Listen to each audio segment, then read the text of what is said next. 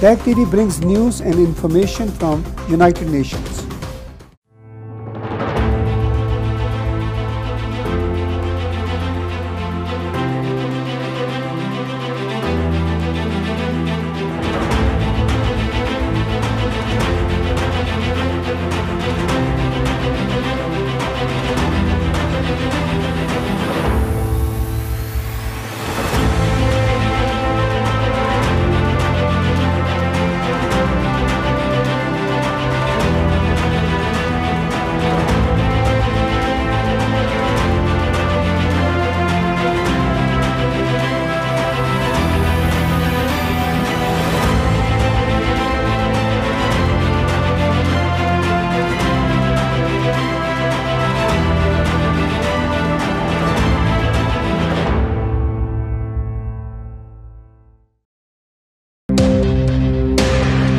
Tech TV brings news and information from United Nations.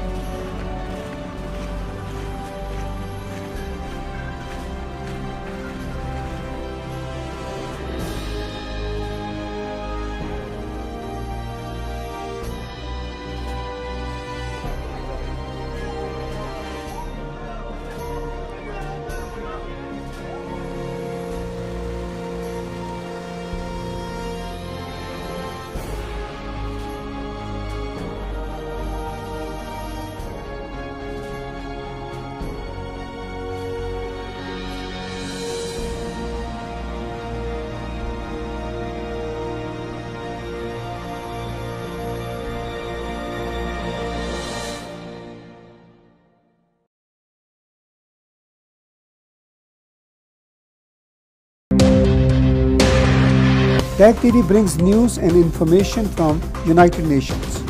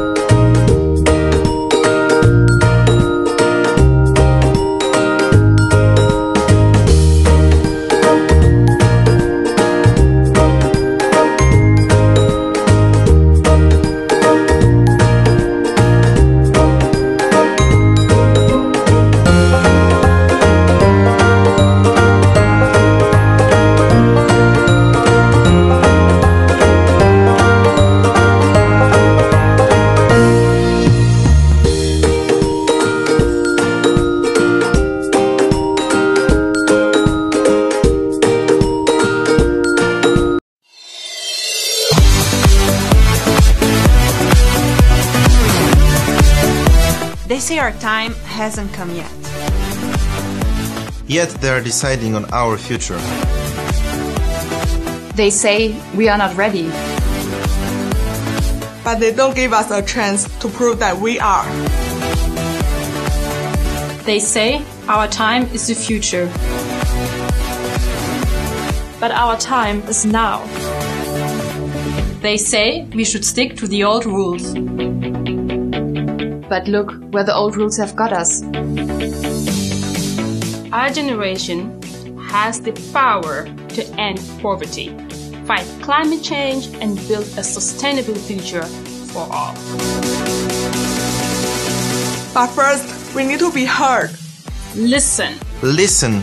Listen. Listen. Listen. Join us in the 2018 UN Youth Forum in New York. And raise your voice with us. Tech TD brings news and information from United Nations. Good morning, everyone. Please have your seats as we're about to start our next session. We're streaming live here from the ECOSOC Youth Forum at the UN headquarters in New York. This session will focus on migration and refugees. We have with us Ms. Iren Yusiana Robaputri, a young parliament member from Indonesia and a member of the board of the Forum of Young Parliamentarians of the Interparliamentary Union. And we also have Ms. Nabila Noor, a young YouTuber. The session will be moderated by Mr. Luis Alvarado, the president of the European Youth Forum. Luis, the floor is yours. Thank you. Perfect. Thank you very much and welcome. And yes, as mentioned, I'm Luis Alvarado, president of the European Youth Forum. Just a quick intro. The European Youth Forum is the biggest youth organization movements in Europe and in the world. We represent the voices of young people in the political frameworks of the European Union, the Council of Europe and the UN. And the topic of refugees and migrant populations is very close to our heart. We recently launched a project with UNHCR to fund youth movements to support young refugees in Europe. So I just wanted to start the conversation just by launching a question. So why is this topic so important, the issue of refugees and migrant populations when it comes to children and young people? Iren, what is your experience? Why is this so crucial to them? Right now, there are about 27 million young people on the move. They are not just a number, but they are human beings with the human right. And then I believe there is no one solution that fits in every situation. Every country has their own context. So I think the forum, like what we held in UN and also what we have in IPU, last September we had meeting in Ottawa, and then we discussed about the global issue, because it's not my issue, it's not your issue, but it's all the planet issue, that migration and refugee that impact to young and children has many impacts. So we have to find a one solution for all people. Thank you. And Nabila, so I understand that you have an amazing story of courage and fight, and now you've become a global influencer, a YouTuber. So can you tell us a bit about your story and why you think this comes so close to children and youth? What from your perspective? Sure. So thank you for having me. First of all, I'm so excited to be here. But I wanted to share really, I think my story is very much like a lot of stories in America and around the world. My parents immigrated from Bangladesh, and they got married really young. My mom was 14 years old. My dad was 17. They had an arranged marriage, and their lives were us children. And I think that for so many first-generation Americans, they know that their parents' lives were really just dedicated to creating them and helping them make their dreams possible. So my parents came to America, and being a first-generation American, I felt a sense of responsibility to make their sacrifices worth it. Right? And I think that that's a pressure a lot of migrant children or children that come from, whose parents are immigrants, they face this pressure to make sure that those sacrifices and that transition was worth it. And that's something that a lot of people might not, have on their own, but then we see that that's something that exists for so many kids. And so that exists, but also my siblings, my older siblings, they immigrated with my parents. And so naturally the struggles that they faced were also learning this new language. But then as they were learning this new language in school, they then had to translate for my parents. And that's something that this adaptability, this resilience that they grew by being children that were migrant children, is something that I think is so admirable. And so with my YouTube and with my channel, with my platform, I try to amplify those stories from a first generation American standpoint, but also just for anybody that's watching that is in a country where sometimes they might not feel like they're being represented, or they're not being seen, or they're not being heard. I try to make my content to where they can somehow see themselves in what we're doing, and it's exciting. So yeah. Excellent. Thank you. So, I mean, we're here at the UN, we're discussing the 2030 agenda, the SDGs at the ECOSOC Youth Forum, and we're all, I think, from different walks of life trying to influence somehow policy making and agenda. So, I mean, as a member of parliament, as a member of a public administration, what do you think is your role? What are you already doing as government, or what do you think still needs to be done by your government in this case? Okay. The world is more interconnected than ever before, but yet we still being a witness of view and policy that promoting populism, xenophobia, and nationalism. So as a young parliament member, like what we commit on the last meeting, that we have to speak louder to promote inclusive values, because I think the solution to refugee and migrants, that we have to make legislation that promoting social economy inclusion, and then social economy inclusion cannot be worked without political inclusion. So we have to making a good policy, making a good legislation to welcome migrant and refugee, so they can have a opportunity and they can have a right, a place to call home. I think that's the answer. Great. And Nabila, I mean, you touched a bit upon how you're using your platform. I'm going to ask you to maybe go a bit deeper, and you play a very important role in helping young people feel empower themselves, feel identified with your story. What do you think your role as a global influencer on YouTube is in the policy-making conversation? Like, how do you contribute to that conversation? I think first of all, just by creating content online in the first place, is adding visibility for so many people that do not feel seen. So just that in and of itself is sparking change. But on top of that, there might be someone that's watching me that then feels empowered to take that conversation further in the policy world, which I think is so exciting. I sometimes see some of the people that follow me and they're changing the world. They're game changers. So it's really cool to know that the people that are watching me and supporting me are also people that end up taking a lot of those messages with them in their own lives and making change as well. But on top of that, personally, a responsibility that I feel is to consistently challenge what I'm seeing that is wrong, and making sure that I use my platform to talk about that, because conversation breeds action. So I'm really all about doing that, and hopefully by continuing to spark those conversations and having those tough conversations, I can then influence change, and that's important. So I participated in the debate during the election, and during that time I used my platform and my voice to ask the Republican candidates about what they would do to help combat xenophobia and combat Islamophobia if they were elected president. And doing that put me in a position where I was on a national level being criticized and seen, and that was very scary. It was very dangerous, but it was worth it. And so by consistently putting myself and using my platform to ask those tough questions to policymakers, to potential presidents, to candidates, that's something I am excited to do, will continue to do, and that's how I use my platform. Excellent.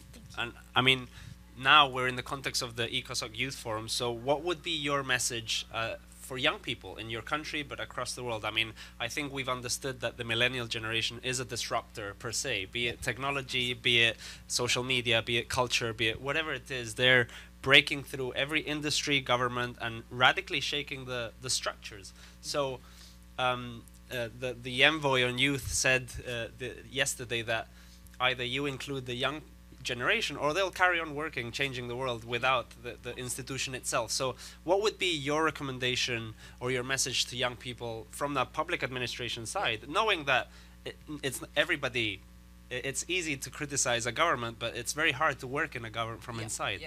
What is your message to young people? How can they be part of your conversation in addressing this issue? Okay.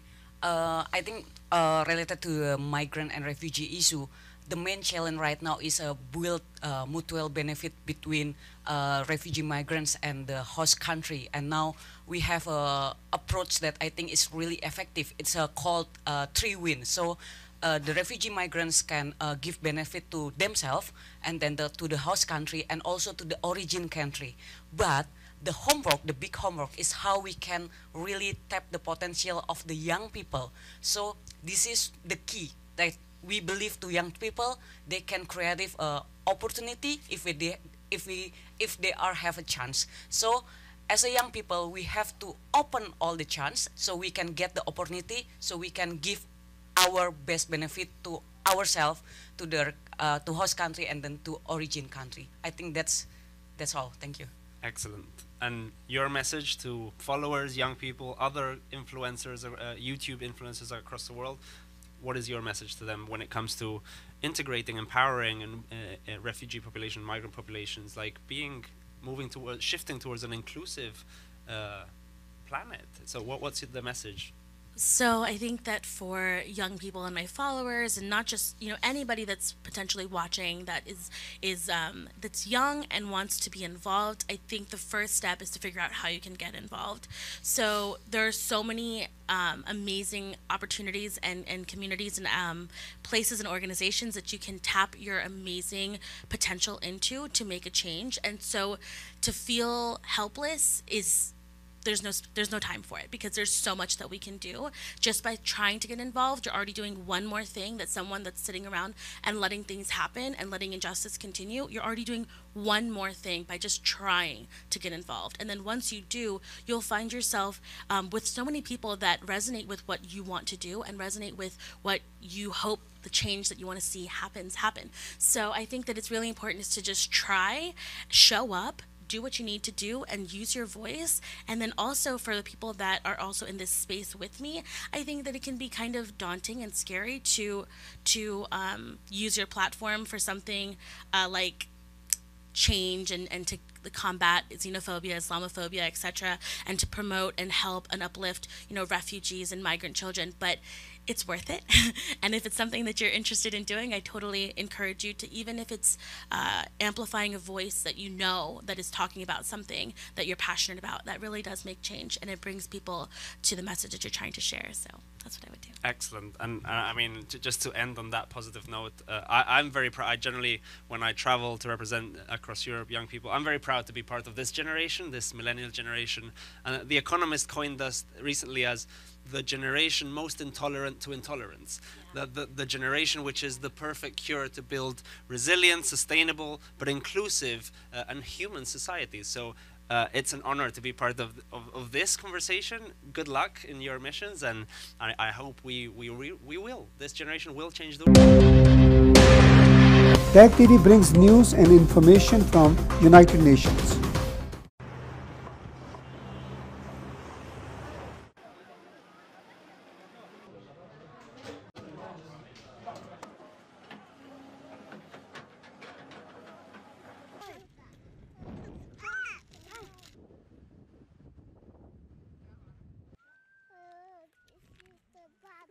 Unfortunately, now, 1 year later, even though famine was averted, there's the possibility that there will be more weather-related shocks, compounded possibly by local conflicts.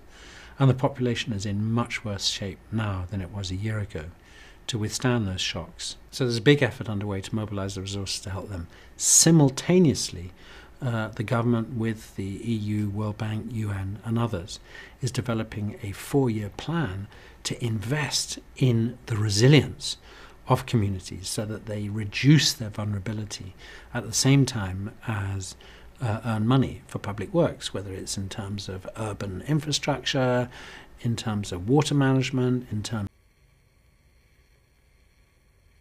HAEDON, sorry.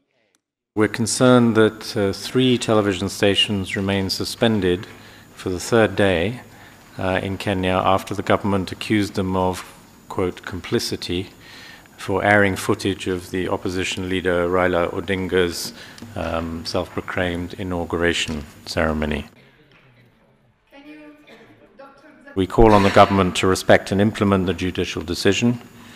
We're also concerned at its attempts to interfere with the rights to freedom of expression and association by reportedly warning that participation in Mr. Odinga's ceremony would lead to revocation of licenses.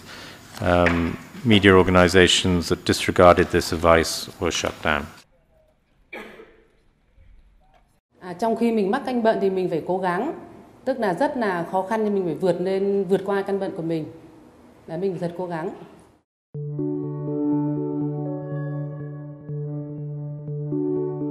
In the past, we lack equipment as well as cancer control network in our country. The situation is better now.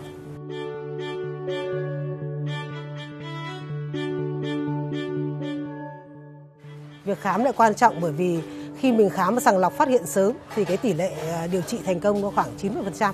Còn để muộn thì cái tỷ lệ tử vong của bệnh nhân cao hơn.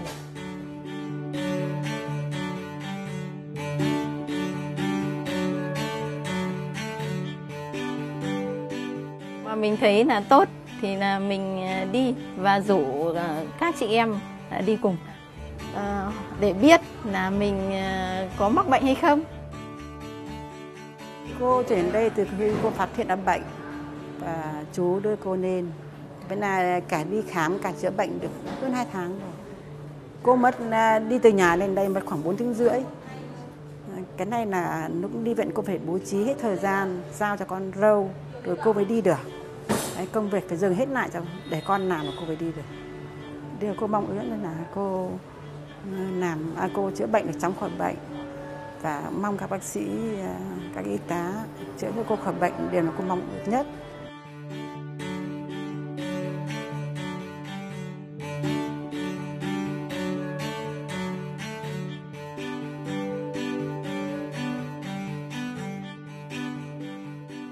A few years ago, a number of IAEA and WHO joint mission has helped the government to increase the awareness and support for cancer control, as well as about the capacity of the current system in cancer control.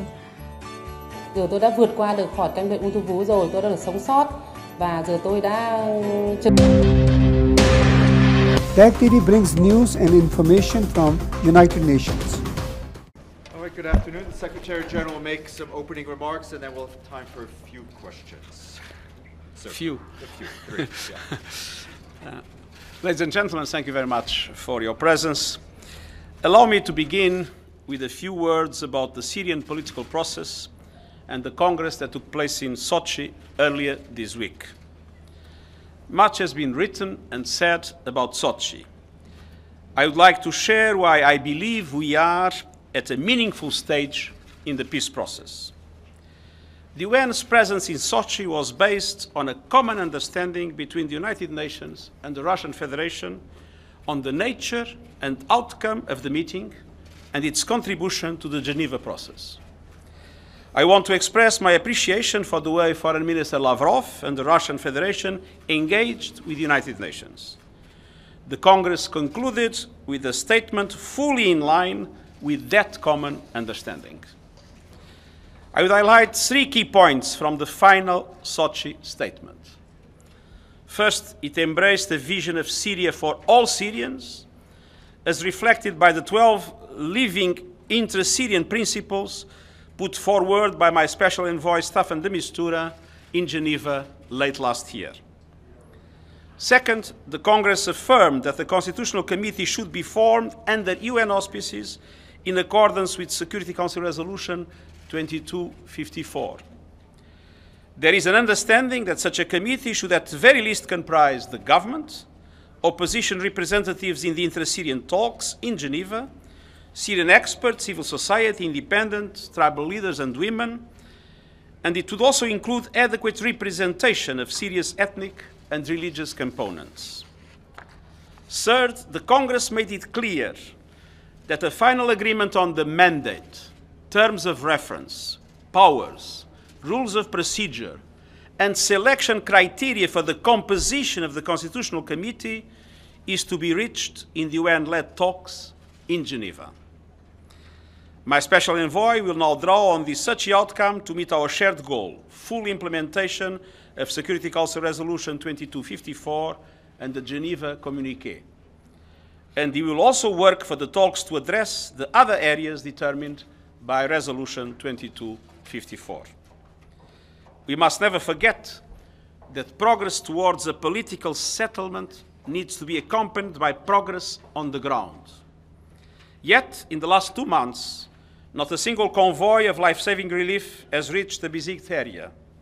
No medical supplies, no food. Humanitarian aid is not getting in. And people suffering dire health conditions are not getting out. We are seeing disturbing new reports about the possible use of chemical weapons. Millions of Syrians have lost everything. I call on the government and opposition delegations and all states with influence to cooperate with my special envoy. We must ensure that the UN-led process moves ahead in Geneva credibly and seriously. And I appeal for humanitarian access, strict respect for international humanitarian law, and in particular, the protection of civilians. We don't have a moment to lose. Ladies and gentlemen, I would like to say a few words about sexual harassment, which is rightly gaining the attention and visibility it deserves. I reaffirm my total commitment to the UN's zero-tolerance policy on sexual harassment. I am well aware of the male-dominated culture that permeates governments, the private sector, international organizations, and even areas of civil society. This creates obstacles to upholding zero-tolerance policies on sexual harassment, including here at the United Nations. But I am determined to remove them. Sexual harassment, like sexual abuse and sexual violence, is rooted in the historic power imbalances between men and women. That is why equal rights and representation are so important, and that is why I launched the gender parity strategy for the UN. I'm pleased to announce that for the first time in the United Nations history, we have now reached parity in the UN Senior Management Group. That means 50-50 among the top leaders of the UN Secretariat. In fact, it is slightly higher. We currently have in the Senior Management Group 23 women and 21 men. This is a start. Equality at all levels, in line with the roadmap approved, is critical to taking on the challenge of sexual harassment. But we are addressing it with 5 concrete steps. First, we are committed to taking every allegation seriously, past and present, and I'm pleased to see a strong institutional response from UN agencies in recent weeks. Second, we must make sure all staff affected by harassment know what to do and where to go for help. We are launching a new helpline for staff within the Secretariat to seek confidential advice, and this will be operational by mid-February. Third, I have established a task force of leaders from across the UN system to step up efforts to tackle harassment and boost support for victims. And the Rapid Response Team is producing key guidance, information and services with an emphasis on improving support for victims. We have also enhanced our mandatory training on this issue. Fourth, I have strengthened the protection of whistleblowers and reminded staff of their duty to call out sexual harassment and to support those affected. And fifth, we will shortly be undertaking a survey among Secretariat staff to give us better information on prevalence and reporting rates. In this effort and beyond, my message is simple. We will not tolerate sexual harassment anytime, anywhere. And we will continue to change the dynamics and put greater power into the hands of women to prevent and end sexual harassment and all abuse of power in the UN.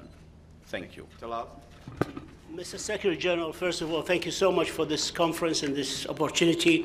I'd like to ask you... Please stay calm. I would like to ask you a question about Suu Kyi and the Constitutional Committee. Yesterday, Nasser Hariri, the head of the HNC, has stated that they are willing to engage positively with the process of the Constitutional Committee, but he put a condition that there must be a transitional period in Syria with a transitional governing body with full executive powers, quoting, of course, the Geneva Communique. Can you assure the Syrian opposition that the United Nations has not done away with the transitional period and the transitional governing body, and that you're committed to implementing it? I think it is clear in Resolution 2254 that there are 3 areas of concern: governance, elections, and constitutional reform. On the other hand, another element was added at a certain moment, as you know, related to counterterrorism. Now, Sochi was about constitutional reform, but Geneva is about the whole package. And so in the context of the Geneva talks, beyond the constitutional, the creation of this committee on constitutional reform, all the other issues of 2254 will be on the agenda. Carol? Mr. Secretary General, I wanted to ask you about North Korea because you'll be traveling to South Korea next week. We saw an improvement in relations in January. What do you think should happen now to get to another point to address the wider issues of the nuclear testing? I think there are two elements on this. One is the improvement of intra-Korean relations, and I'm encouraged by the steps that were taken. I was worried about the recent news related to an event that had been cancelled, a cultural event, but I think it is positive that the intra-Korean relations improve, and I was especially encouraged by the establishment of, or re-establishment of this hotline, military hotline, to avoid situations that get out of control. But this is just part of the problem. Our objective remains the peaceful denuclearization of the Korean Peninsula. And for that, it is absolutely essential that serious discussions take place among the key actors in this process, and the UN will do everything possible to encourage them in that regard. Our objective remains the same, the denuclearization of the Korean Peninsula, and we believe that the unity of the Security Council has created the conditions for that to be achieved with diplomatic engagement. That, of course, is not related to the Olympic Games, but it is something that we cannot forget. Sherwin? Thank you. Hi, Secretary General. My question is about South Sudan, in particular the comments you made at the consultative forum at the African Union. You described the international community's alignment as very successful. What has been achieved under the IGAD leadership you called remarkable, and yet in the same breath you had your very stern words against the political elite in the country. You described them as having very little interest in the well-being of its citizens. So what has been so remarkable about IGAD's leadership, given the fact that the peace deal of 2015 has all but fallen apart, the cessation of hostilities agreement agreed to in December 2016 and 2017 has all but been violated? What is so remarkable if the situation on the ground for the citizens you describe in your statement, if things haven't changed for them? Now, what was remarkable, and as you know, 1 year ago, there were different perspectives between IGAD, the African Union, and the United Nations. It was my objective at that time to have a summit between the three organizations to align our strategies, and from now on we have been really working together. And I think what was remarkable was the possibility to launch with unity of IGAD, in which different countries sometimes, as you know, have different perspectives, but unity in IGAD, to launch this revitalization process of the peace agreement, and to reach very quickly, with all relevant parties on board. Riek Machar was not present, but people linked to him were present, were all relevant parties on board, an agreement on cessation of hostilities, an agreement on humanitarian access, and on protection of civilians. The problem is these agreements are not being respected. And again, if you see what has happened in the last meeting we had in Addis last week, IGAD, the African Union, and the UN came together again, and we had a very strong statement saying that either these agreements are respected or that stronger measures should be taken together. And you have seen, I'm sure, the declaration of Chairperson Faki in this regard just a few days ago. There is indeed, and I hope it will produce results, an enhanced pressure and the conscience that we might need to adopt more drastic measures. TAG TV brings news and information from United Nations.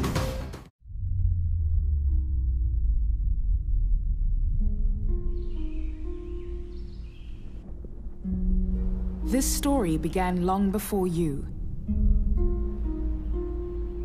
and it will continue long after you. But for now, this story is yours to shape. This is the story of humanity. and of the earth we inhabit.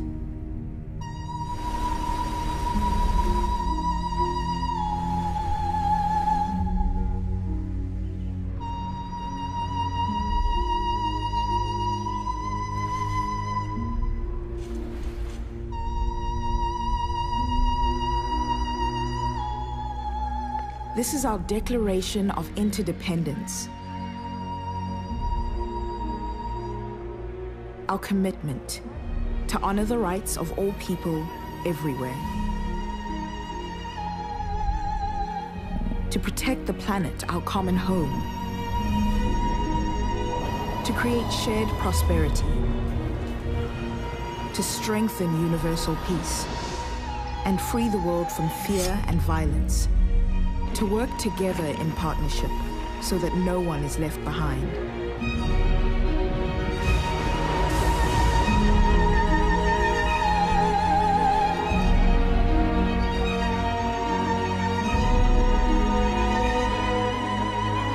We will free the human race from the tyranny of poverty. We will heal and safeguard our planet for all generations and shift our world onto a sustainable path. As we embark on this collective journey, we pledge to include every human. So we gather, we build, we write, we create, we imagine, we collaborate, we dream, we play, we speak, we run, we work, we share, we love.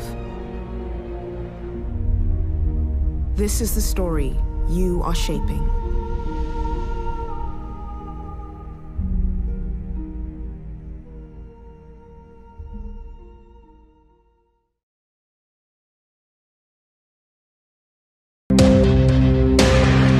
Tech TV brings news and information from United Nations.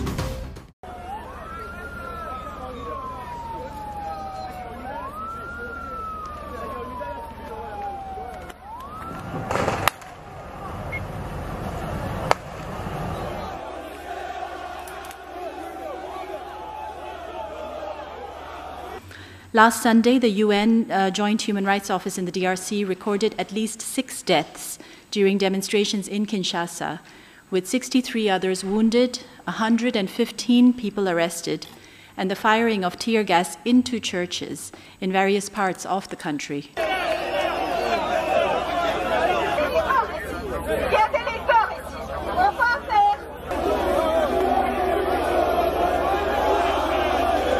C'est notre droit constitutionnel. On a marché pacifiquement pour la cause du 31 décembre.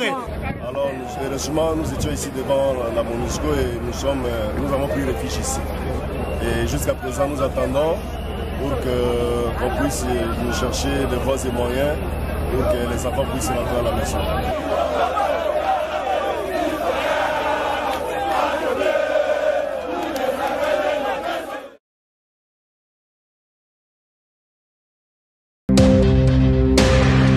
Tech TV brings news and information from United Nations. Dear Holocaust survivors, Excellencies, ladies and gentlemen,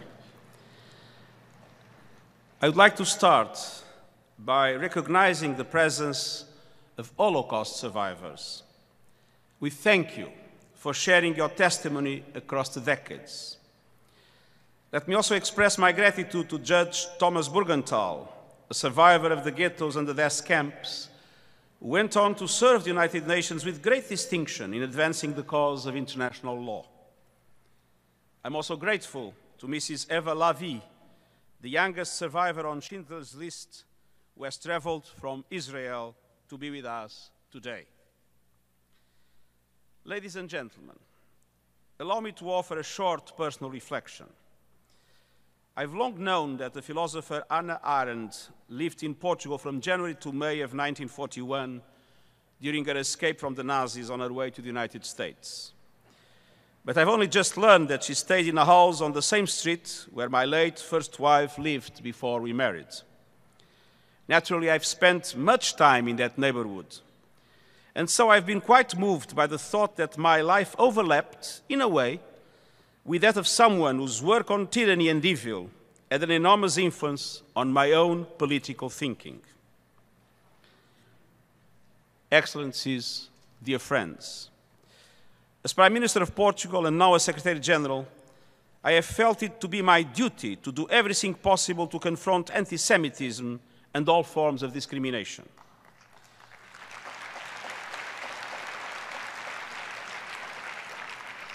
"85 years ago yesterday, Adolf Hitler became Chancellor. 4 days ago, we marked the 73rd anniversary of the liberation of Auschwitz. The gargantuan horror of those 12 years, from 1933 to 1945, reverberates to this day. The annual day of commemoration is about the past, but also the future. It is about Jews, but also all others who find themselves scapegoated and vilified solely because of who they are.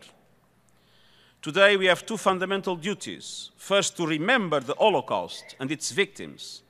Second, to be vigilant about hatred today. Genocide does not happen in a vacuum. The Holocaust was the culmination of hostility towards Jews across the millennia. It was planned, a systematic campaign of extermination, and it was abetted by pseudoscience and propaganda that poisoned millions of minds. Step by step, social order broke down. A society admired for its heights of cultural achievement lost its moorings and morality. International order crumbled as well. Societies shattered by the First World War failed to pick up the pieces. The League of Nations proved unsustainable, and borders proved vulnerable to aggression. And then, utter tragedy. From the Nazi death camps and gas chambers in German-occupied Poland to the killing fields further east, known today as the Holocaust by bullets. We must never forget these facts. We must not lose sight of what went wrong. And since hatred and contempt of human lives are rampant in our time, we must stand guard against xenophobia every day and everywhere. Across the world, the state of hate is high. Anti-hate organizations are tracking hundreds of pro-Nazi and white supremacist groups. Decades after the Holocaust, Nazi symbols and slogans remain chillingly present. Just last week, the name of a neo-Nazi political party was spray-painted on a Holocaust memorial. 2 months ago, in one capital, 60,000 people marched while waving signs reading "White Europe" and "Clean Blood." Another recent far-right march, called "Revolt Against the Traitors" by the participants, sought to pass near a synagogue on Yom Kippur, the holiest day on the Jewish calendar. Last year, neo-Nazis in one country gathered to mark the birthday of Adolf Hitler, and in another to mark the 30th anniversary of the death of one of his leading associates, Rudolf Hess. Just 7 hours' drive from this city, we have seen marchers saluting Hitler and chanting "blood and soil." One Nazi sympathizer said his dream was of Europe in 2050, and I quote, "where the banknotes have Adolf Hitler," unquote.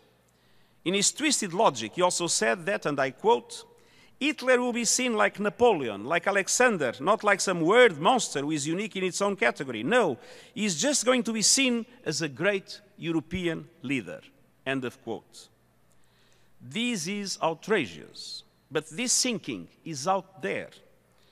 And we also continue to see efforts to diminish the Holocaust or deny or downplay the complicity of collaborators or perpetrators. A proeminent nationalist described the Holocaust Memorial as a monument of shame and pledged to rewrite the history books of the Nazi era. Plans to build a statue of a government minister who was involved in persecuting Jews were set aside only after a local and international outcry. A new memorial to the Second World War omitted that country's own history of wartime discrimination. A leading political figure seemed to question a watershed national consensus accepting responsibility for the country's involvement in the deportation of Jews. And all the while, neo-Nazis and other such groups are aggressively trying to attract more followers. According to the Anti-Defamation League, there has been a sharp increase in recruitment efforts by white supremacists on college campuses, including through targeted hate campaigns against Jews, but also Muslims and others. Some national armies have had to step up their efforts to keep neo-Nazis from joining and spreading their messages throughout the ranks. In Internet, for all its wonders, we have seen the newest instrument for spreading the messages of neo-Nazis, white supremacists, and other extremist groups. The Southern Poverty Law Center has described one neo-Nazi website as the murder capital of the Internet because of the high number of killings attributed to some of its registered users. One recent study showed that the number of followers of Nazis and white supremacy groups has grown by 600% since 2012. And the case of using the web enables marginal groups to gain outsized visibility. The anonymity of the web lets racism run wild. And malicious automated social media accounts, known as bots, spread the disease further still. Fortunately, some large tech and social media companies have begun to more actively police their platforms and to shut down sites of individuals that traffic in incitement to hatred and violence. But this effort needs to be intensified. Our shared challenge is to ensure that technological advances are a force for good. Ladies and gentlemen, not surprising, all of this is having an impact. Anti-Semitic incidents are on the rise. In 2 countries with large Jewish communities, they increased in 2017 by 60% and 30% respectively. At the same time, as the former chief rabbi of the United Kingdom, Lord Jonathan Sacks, once said, the hate that begins with Jews never ends with Jews. Indeed, today we are seeing a sharp increase in other forms of prejudice. Anti-Muslim hatred is leading to discrimination, intimidation, and assaults. And hatred is also targeting migrants and refugees, including children. And at times, we hear things said about certain minorities, about their practices, traditions, holy books, that would never be tolerated if said about majorities, or indeed about other minorities. There should be no hierarchies of hatred. All people deserve respect, protection, and equality before the law. And all of us have a duty to recognize this right and to defend it. Neo-Nazis and their supporters are very actively doing something else that is a source of concern. They are busily trying to rebrand themselves, to present a kinder and gentler image to win wider appeal. They choose to seem less crude in order to be more dangerous. Their goal is clear. As one Nazi apologist has said, it is to, and I quote, to make the mainstream come to us. They seek to align with others on the far right, to push the boundaries of acceptable conversation farther and farther.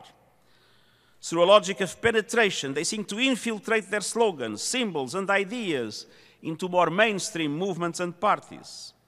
Sometimes they employ the tactics of the dog whistle, using words and phrases that may sound benign to the average listener, but are coded in hate. And they are succeeding. There is a symbiosis in work. Some parties in need of votes are content to give a veneer of respectability to vile ideas. We must stand together against the normalization of hate. We must reject those who fail to understand that the society has become multi-ethnic, multi-religious, and multicultural. Diversity must be seen as a source of richness, not a threat. Ladies and gentlemen, earlier this month, the world mourned the passing of Aaron Appelfeld, the Holocaust survivor and acclaimed author. When Appelfeld was a boy, he and his family were uprooted from their home and forced to relocate to the ghetto. He once said the following about that experience, and I quote, "I noticed that all the doors and windows of our non-Jewish neighbors were suddenly shut, and we walked alone in empty streets. None of our many neighbors with whom we had connections was at the window when we dragged along our suitcases." End of quote. We must never be bystanders when values and lives are at stake. I take heart from the strong reactions against bigotry that we have seen around the world. And I'm also encouraged by the teachers and community leaders who are bringing messages of solidarity and mutual respect to younger generations. The Holocaust and the United Nations Outreach Program, at work in dozens of countries, will continue to be a beacon of memory and education. At times, hatred may seem to be on the march, but I firmly believe that with unity across borders and generations, we can build a world of pluralism and peaceful coexistence, and thereby, at long last, show we are heeding the still urgent lessons of the Holocaust. Thank you very much.